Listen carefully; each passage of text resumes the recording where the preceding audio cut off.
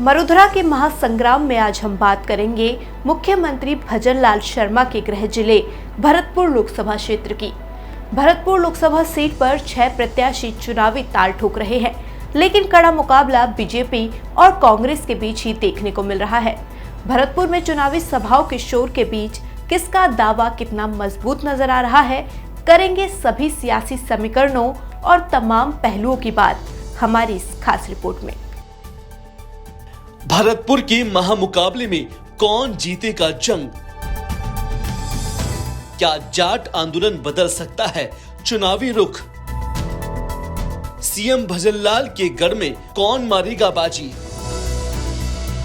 आखिर किसे मिलेगा जनता का बहुमत? भरतपुर में इस बार दिख रही कांटे की टक्कर। जाट बाहुल्य क्षेत्र में 6 प्रत्याशी है चुनावी मैदान में। बीजेपी से रामस्वरूप कोली और कांग्रेस की संजना जाटव के बीच चुनावी जंग। भरतपुर लोकसभा सीट पर किसकी लगेगी लॉटरी?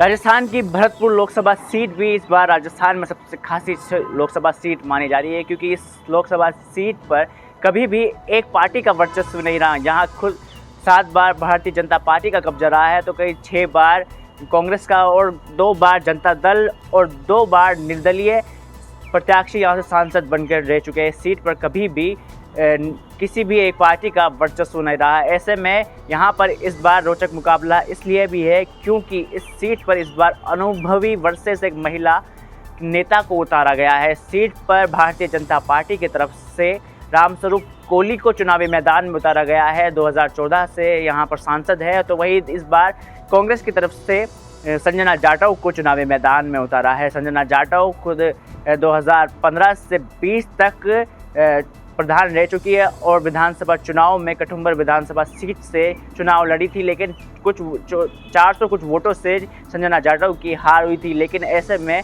लोकप्रियता को देखते हुए संजना जाटव को कांग्रेस की तरफ से टिकट दिया है। अब देखने वाली बात यह होगी कि कौन होगा जो भरतपुर लोकसभा सीट से संसद तक का सफर तय कर पाता है। Rahul Jangid, India voice, Jaipur.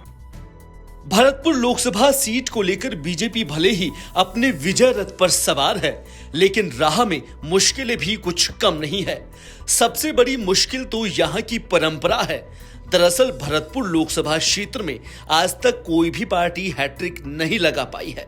इस सीट पर 2 बार से लगातार बीजेपी जीत रही है।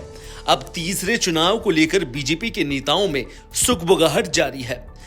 आपको बता दें कि सीट पर लोकसभा के साल 2014 के चुनाव में बीजेपी के बहादुर सिंह कोली ने जीत दर्ज की थी।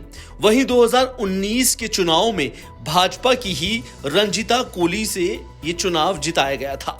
भारतीय लोकतंत्र के गठन के साथ अस्तित्व में आई इस लोकसभा सीट पर पहला चुनाव साल 1952 में लड़ा गया था। इस समय स्वतंत्र प्रत्याशी गिरिराज शरण सिंह यहां से सांसद चुने गए थे। भरतपुर सीट पर इस बार बीजेपी ने रामस्वरूप कोली को अपना उम्मीदवार चुना है, तो वहीं कांग्रेस ने संजना जाटव को मैदान में उतारा है। भरतपुर विधानसभा क्षेत्र की 8 विधानसभा सीटों में से 5 सीटें भाजपा के खाते में है। वहीं बयाना की निर्दलीय विधायक रितु बनावत ने भाजपा को समर्थन दिया है। भरतपुर सीट पर जाट आरक्षण आंदोलन भी यहां की हवा बदल सकता है, क्योंकि इस क्षेत्र में करीब 5 लाख वोट जाटों के हैं। जाट ओबीसी में शामिल करने को लेकर जाटों में बीजेपी के प्रति नाराजगी है। इसका असर वोट बैंक पर भी पड़ सकता है।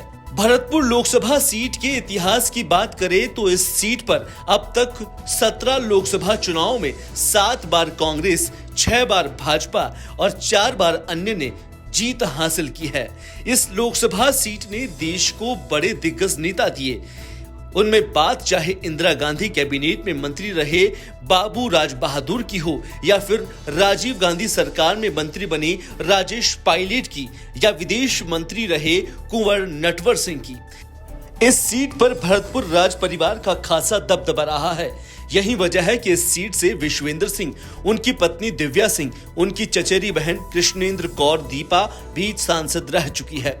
इस लोकसभा सीट में भरतपुर की 7 विधानसभा और अलवर जिले की 1 विधानसभा मिलाकर कुल 8 विधानसभा क्षेत्र शामिल है। इस सीट पर कुल वोटिंग 52.80% रही है।